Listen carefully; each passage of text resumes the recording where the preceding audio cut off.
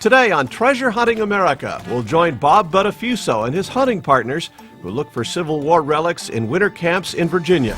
The passion is holding that relic in your hand and knowing the soldier was the last person 145 years ago to touch that. You're the next person to touch it. That's the fascination in itself.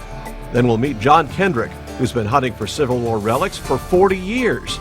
Back when I first started, there was campsites everywhere, and they were full of relics because nobody bothered about going into them. And there were just so many and so few relic hunters that it was very lucrative. Finally, we'll talk with John Craig, who has a special gift for finding valuable Civil War artifacts. One item I found was an identification disc of a soldier who was in a unit called, the Iron Brigade. He was in the 6th Wisconsin Volunteers. Private Gary was killed in action in Antietam on September 17, 1862, and is actually buried in the National Cemetery in Sharpsburg, Maryland. It's a very meaningful piece to dig an ID tag from a soldier in a famous unit like that ended up giving his life for what he believed in. All coming up on Treasure Hunting America.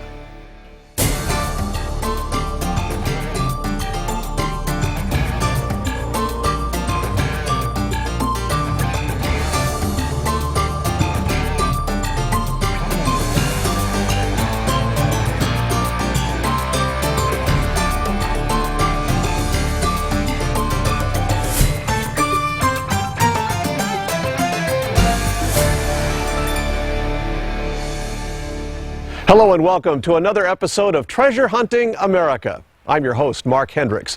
For the next half hour, we'll share some amazing stories of everyday treasure hunters across the country. With so much history on the East Coast, one can hunt for items dating back to the French Indian War or the Revolutionary War. For Bob Buttafuso, his favorite relics to hunt are those from the Civil War. I got out of the service in the late 60s and always had the interest of finding targets in the ground, people had lost for centuries or as long as man has been on the continent. I got into Civil War hunting because, naturally Northern Virginia was just loaded with Civil War artifacts, and I've been hooked on Civil War artifacts ever since. I still can remember the first relic I ever dug. It was a bullet, and I still have it to this day. I've never sold anything. The items in themselves become part of you. You can look back and say, oh, I remember when I dug that button. I know what the weather was. I know the conditions. In a lot of cases, I can take you back to the exact hole in the ground. Of course, I cover my holes, but I can tell you exactly where I dug it. And that's part of the hobby. It's just the total interest, the research, the actual finding something, digging it up, and then collecting it and put it in a collection. For Bob, relic hunting isn't just about finding treasure, it's about touching the past. Somebody dropped this, and it's an old piece of history. When you get into Civil War relics, the interest becomes, at least to me, is when I dig that Civil War bullet or button, the last person to touch it was a soldier, 145 years ago, and I think that's just extremely personal. It's important to remember history because that's how we got to where we are today. What you dig up may not be something useful today, but it was the technology or whatever they had then. Let's say 100 years from now, they're going to be digging up stuff that we drop today. Now, the technology 100 years from now, they're going to look at this and say it was primitive, just like we look at stuff then, but it's history. It's how this country, this nation evolves all those years. This is probably my better buckles that I've dug over the years. You're looking at a case probably over $10,000 value-wise, which, like I said before, isn't really meaningful until I retire, anyways. The Georgia Militia I mentioned before was dug down in Somerset, Virginia. The Virginia buckle is probably my prized possession living in Virginia, obviously. The sword belt plate, that's a Yankee sword belt plate with the attached wreath. That was dug in the Centreville area. The Baby US, which was used by cavalry, was dug in Centreville. These are a couple of real nice shaped breastplate, and that's a US buckle. I've dug hundreds of these, but these are probably in best condition. When we return, Bob Buttafuso will take us out to a Civil War winter camp to dig up relics not seen in over 150 years.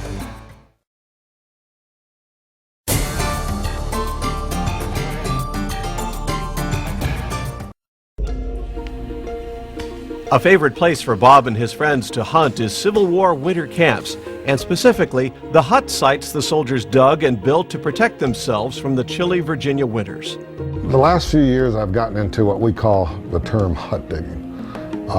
Digging the winter camps. Finding what we call a virgin camp is still the obsession of every relic hunter. Be the first one to walk into camp and buttons and bullets and stuff all over the place. It happens, but it's rare nowadays.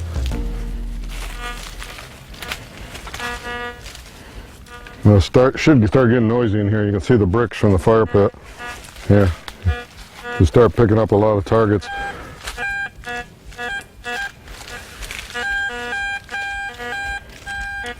There's a good target.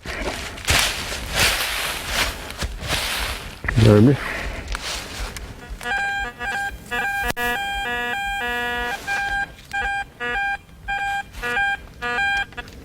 That's reading buckle, but I can't believe it's a...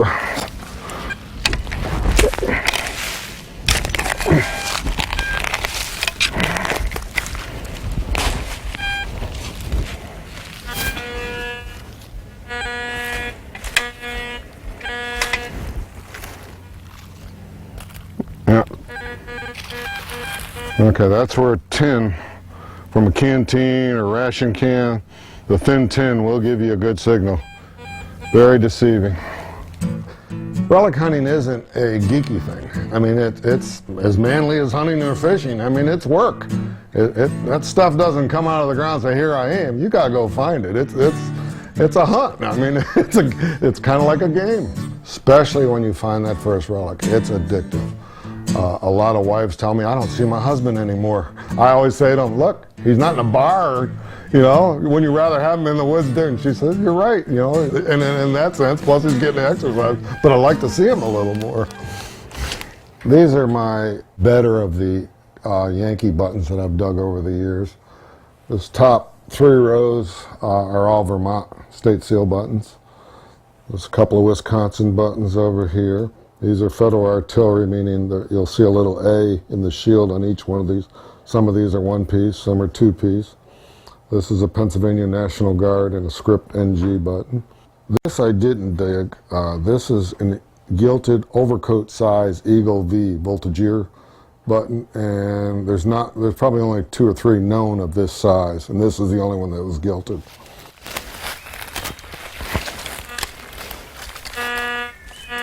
Got a few signals, but mostly junk. Definitely iron signal there.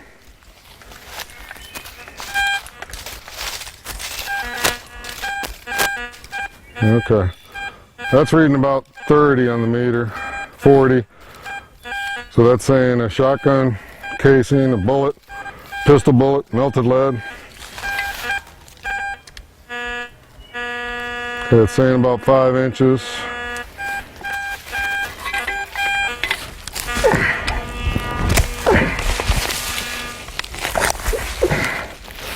Let's see if we got her. Not in the hole. Not in the ground. Oh.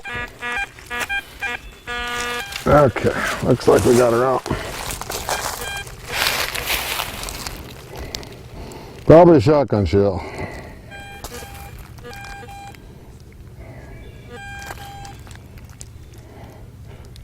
Nope, the button. Shank's gone.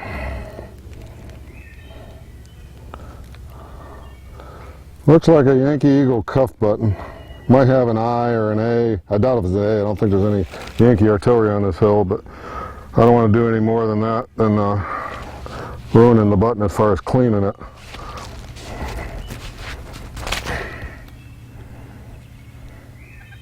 Yeah, it's definitely an Eagle. So what we do with that, a little container, we'll stick it in there, check it out later. The passion is holding that relic in your hand and knowing the soldier was the last person 145 years ago to touch that. He dropped it or threw it away or whatever, but you're the next person to touch it. That's the fascination in itself. There's nothing to compare to it. For many relic hunters, part of the fun is going with others so you can share your finds and have some friendly competition. But Bob has learned over the years to choose his hunting buddies with discretion. 99% of the time I hunt with somebody else.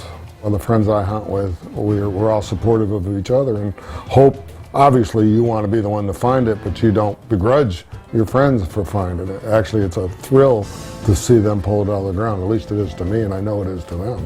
So I hunt with the same 3 or 4 people I've had for the last 10 years, probably. Relic hunting is, besides digging the relics, it's great exercise. I hope it'll add a few years to my life because I do a lot of walking. And that's the other thing about relic hunting. You research and you may walk for miles and not dig anything.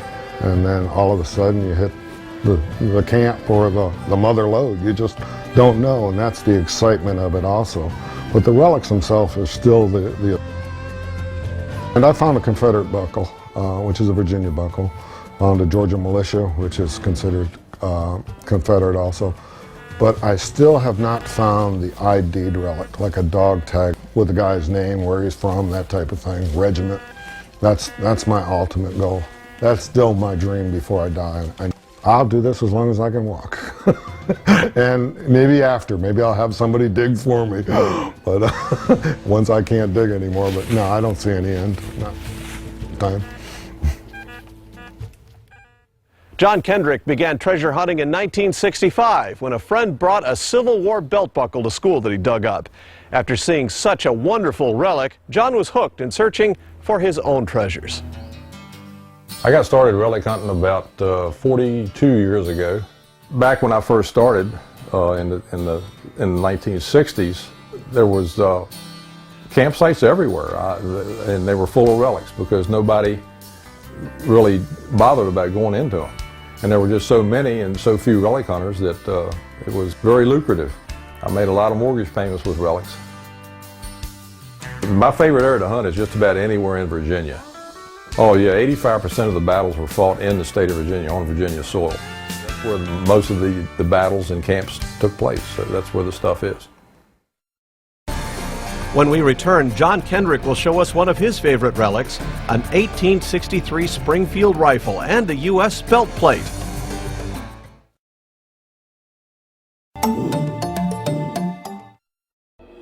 We look for winter huts. That's what we go specifically to find in winter camps. That's where you find the relics nowadays. The surface stuff, the surface relics have been picked over and found by other people. Winter huts were built by the soldiers to stay in during the winter. Obviously it was cold, and they dug down 2.5 to 3 feet deep, and they called it like a little basement. And they built up the sides with logs, and they pitched a tent over top, and they put a little fireplace in the backside made out of mud and sticks, and that's where they stayed for the winter.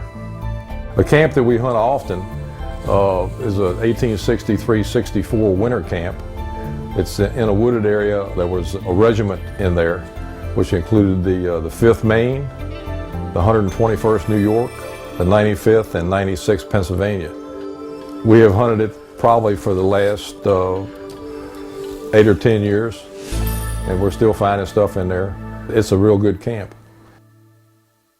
Okay, last winter I was fortunate to find a winter hut that had this 1863 Springfield rifle in the bottom of it, along with this U.S. belt buckle, and 10 3-ring mini bullets came out of the same hole.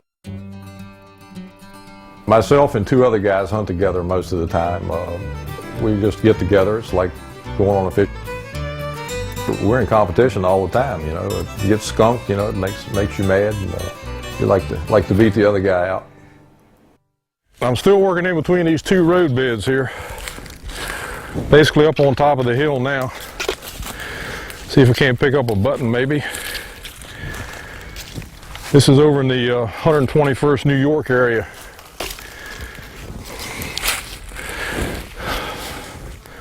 Doesn't seem to be quite as much junk here. Whoa, that's a good signal. That's pretty big, reading brass. Let's take a look. Sounds like it might be underneath this log.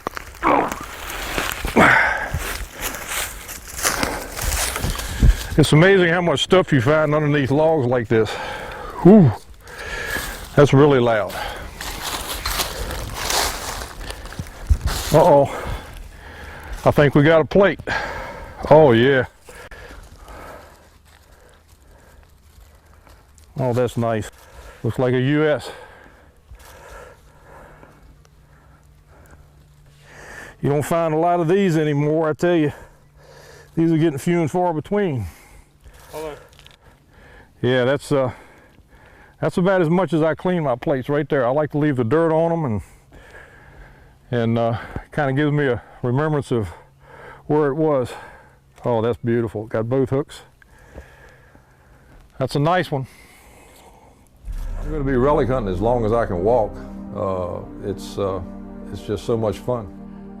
Just to find pieces of history and be able to touch it and preserve it.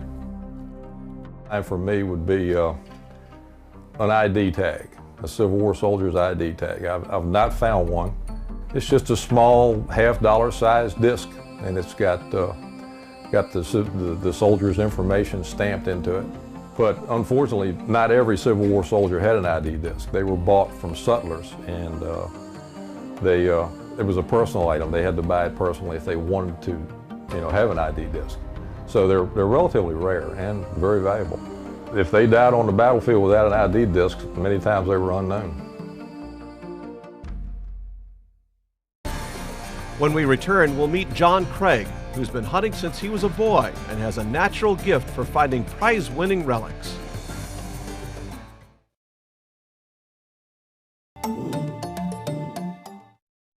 Welcome back to Treasure Hunting America. Johnny Craig often joins Bob Buttafuso and John Kendrick in their treasure hunts, and together they pull a lot of Civil War relics out of the ground, including officer buttons and belt buckles. I got started melee detecting in the early 70s.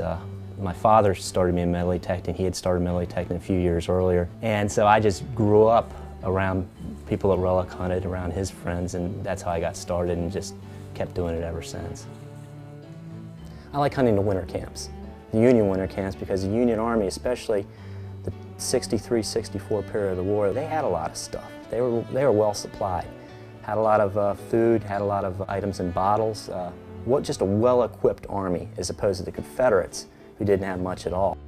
During that period of war, which is after Gettysburg, in general, the Union Army of the Potomac camped north of the Rapidan River. The Confederate Army in Northern Virginia camped south of the Rapidan River through Orange County. What we have here is an element of the 6th Corps that we're digging. It's a winter camp. They spent the entire winter there. They wrote about it a lot. It's really neat when you're hunting a spot like this 6th Corps camp, and you have diaries from guys that are actually there talking about when they were living for 4 or 5 months out of the year in this camp, and what they thought and what they did when they went out on picket duty. Neat stuff. Okay, in this camp what we look for is where the huts were, and the way we tell is with bricks lying on the ground. These bricks are from some of the local homes that the soldiers wrote about taking the bricks to make their fireplaces, and these I just turned over, but some of them that are over here, you can see that this hasn't been moved in years. The moss is growing on it. It hasn't been disturbed in a long time. There's some more bricks right there. So that's actually the outline of a fireplace right there. That's what we look for up through here in this camp, is get on these rows of fireplaces so we can try to find some of the relics that they left in their huts here.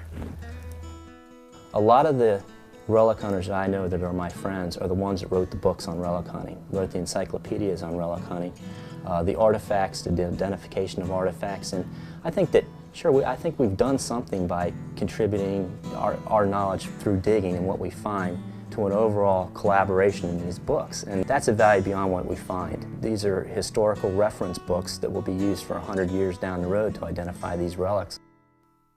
What we have here is the hut rows running up in here. There's some type of trash pit, and there's some, sounds like, I can see one bullet right here. And there's a, looks like a Union 3-ringer bullet. I'll just pry it out. Yeah. The Union 58 caliber mini ball, it's dropped, wasn't fired. had black powder at the end, and for the percussion muskets. This is the type of round we get out of here, is the 58 caliber. One item I found was an identification disc of a soldier who was in a unit called, the Iron Brigade. He was in the 6th Wisconsin Volunteers. It's inscribed Frank Gehry, Company D. The Iron Brigade became famous as a very, famous fighting regiment during the Civil War, and Private Gehry was killed in action in Antietam on September 17, 1862, and is actually buried in the National Cemetery in Sharpsburg, Maryland. That was the bloodiest day in American history, was September 17th. So it's a very meaningful piece to dig an ID tag from a soldier in a famous unit like that ended up giving his life for, what he believed in. This is all Confederate state buttons, Confederate General Service buttons. I dug all of these buttons. This is some of my better buttons. This is a good case of Confederate buttons I've been fortunate to find over the years. It's various branches of service, various states, Louisiana, Mississippi, South Carolina, Georgia, Texas. Another case of relics that I've dug. I had my gold coin in there that I dug. Crucifix, dug that out of a Louisiana camp. A lot of Louisiana troops are Catholic, and we dig a lot of Catholic-related items out of Louisiana camps. The success of John's relic hunting is due in part to using his imagination and having an optimistic attitude. If you go out thinking you're going to find a real good relic, it increases the odds that you are. Probably really isn't true, but if you think, hey, I'm going to go out and find just a real nice relic, I think that's what drives me a lot is, well, maybe over that hill, maybe if I go over there, I might find something good. And so I just think, be positive. Think you're really going to find something good, and when you do, it's great. It's another 3-ringer. Thank you for joining us for this edition of Treasure Hunting America. Be sure to join us next time for more stories of everyday treasure hunters all across the country. Until next time, I'm Mark Hendricks. Happy hunting! Treasure Hunting America is sponsored by White's Electronics, manufacturers of the world's finest metal detectors. For over 50 years, White's has been building metal detectors in the USA for treasure hunters around the world. For more information, visit their website or call the number on your screen.